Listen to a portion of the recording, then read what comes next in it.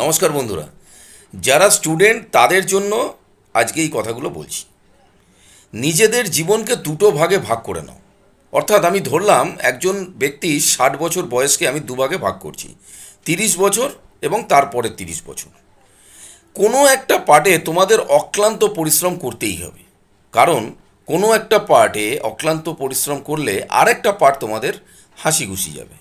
যেমন ধরো, তোমরা যখন পড়াশোনার মধ্যে রয়েছো বা চাকরি বাকরির জন্য চেষ্টা করছো, সেই সময়টা যারা অক্লান্ত পরিশ্রম করবে, সাকসেস হয়ে গেলে পরের জীবনটা খুব আরামে কাটলো।